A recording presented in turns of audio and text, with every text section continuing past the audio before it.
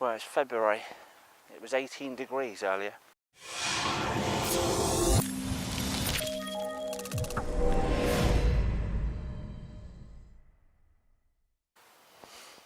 I've come up to my local woods, which is about 5 minutes walk from home.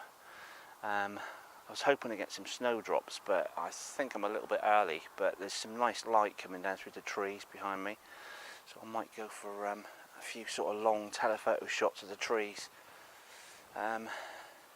Bit of a rush to get here tonight, even though it's 5 minutes from home, but the light's dropping quick, so I'm going to set up and see what I can get. There's some lovely soft light in this woods at the moment. I've still not found any snowdrops. I think it's a little bit early yet, probably about a couple of weeks to be honest. But there's some lovely light coming through here. Backlighting all the leaves and things in the foreground. It's giving this the kind of rim light to the trees. Fantastic. I'm probably going to do like a 5:4 crop on these images, I think. Maybe even a square crop. But there's really nice backlight in here, especially on the edge of the tree. It gives it almost like a 3D effect. Like I said, I'm not sure yet until I process this, but I might crop this, like I say, as a 5:4. I might even go for a square crop, just kind of the bottom half of the frame. But it's really nice light. There's a little bit of flare coming off it, but sometimes I'm not too fussed with that. It looks quite nice, quite a nice effect. Yeah, so pretty good conditions.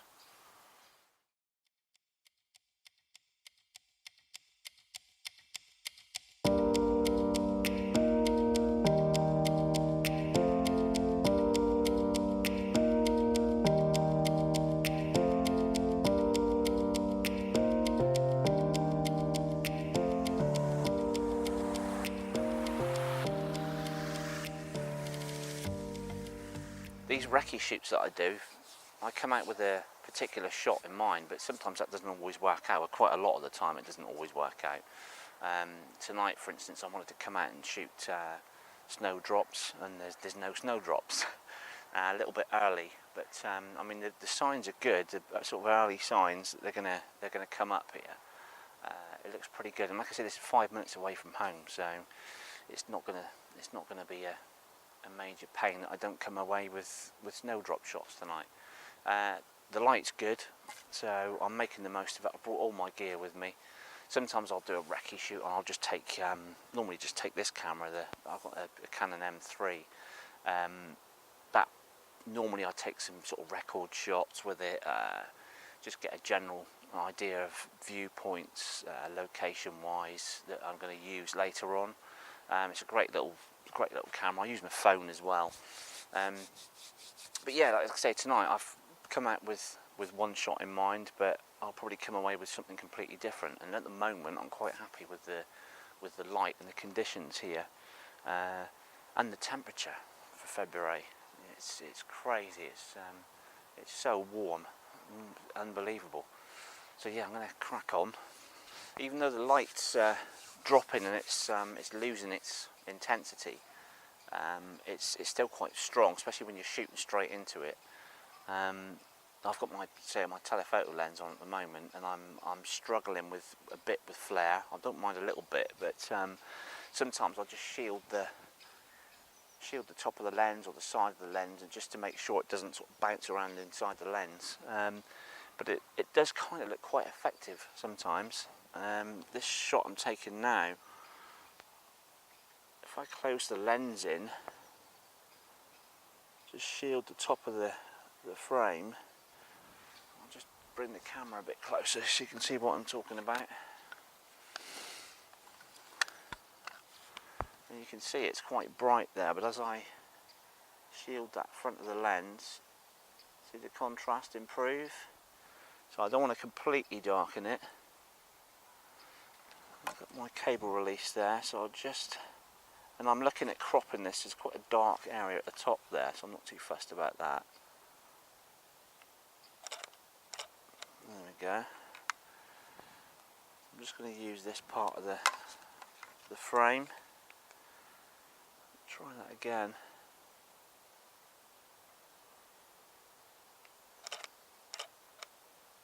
That's better. My exposure is pretty good here, so if I drop that down a bit, underexpose slightly, not too far, but there we go. It's almost got that, that soft focus effect.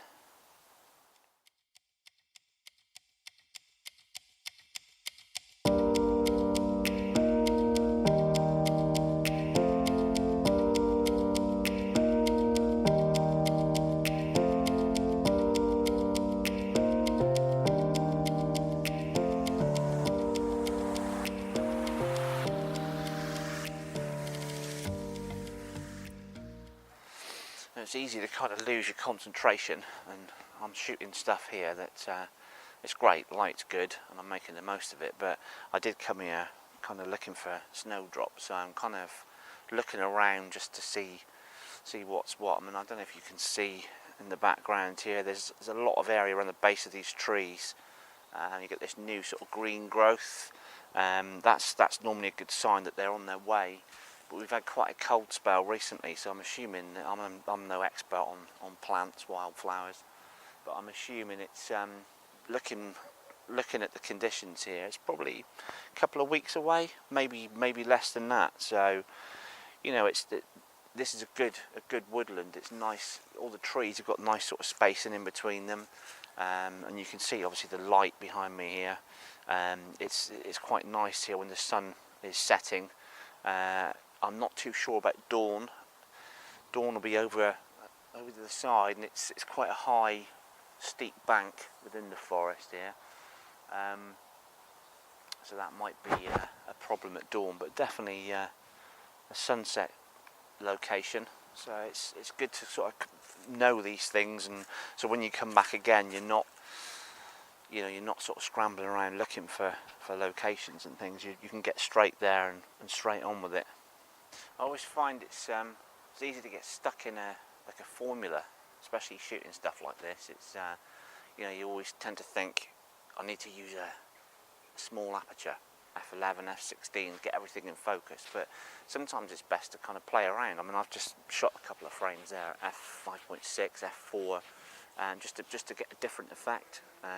When you've got this kind of light situation here, it gives you nice sort of blurry highlights on where the light's catching different parts of the woodland. So using a wider aperture, focus, you have to get the right focus point. Again, you can focus wherever you like, but I mean, I've tended to focus on the nearest tree in the frame, and throwing the background out of focus. I just think it adds to that effect, something a bit different, rather than sort of sticking to f11, f16, all those small apertures all the time. Another technique you can use in woodland, which is quite effective, is a technique called ICM, or intentional camera movement. Now, I'm not a big fan of this, blurry pictures, that sort of thing, but it can be quite effective, especially if you get the right light conditions. A good friend of mine, John Hicks, you can catch him on Instagram. I can't link to it here, but I'll put his link in the description field of the video. But yeah, I'll stick a shot up now, one that I've just tried.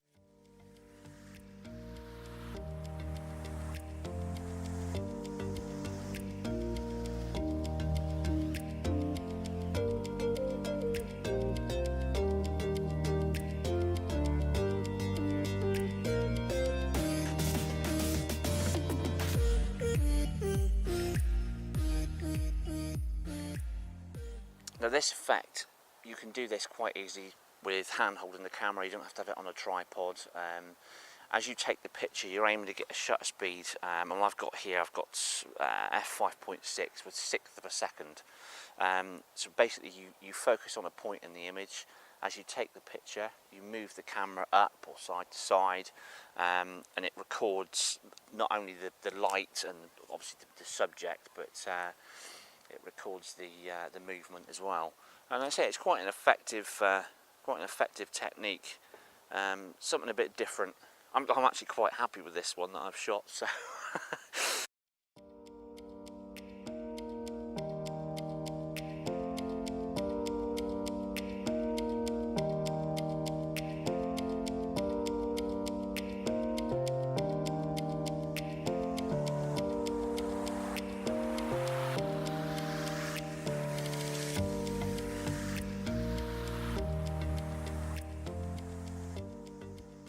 Well, not entirely what I'd planned to shoot tonight, but yeah, not a bad little outing.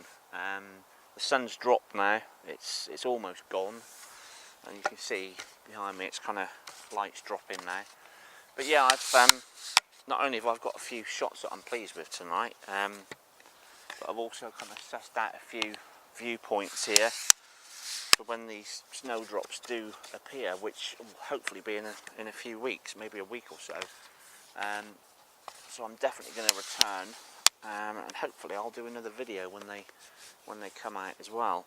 But also this place is great for bluebells apparently, so that'll be another shoot on the list. So I hope you've enjoyed my little woodland foray tonight. Let's say, don't forget to subscribe if you're enjoying these videos. Click the notification bell as well. That will notify you when I put new videos up. But yeah, I'm going to pack up and head back home now.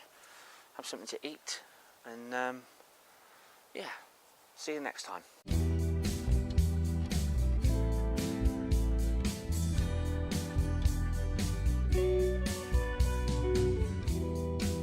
I saw an undiscovered creature climbing on the mountainside.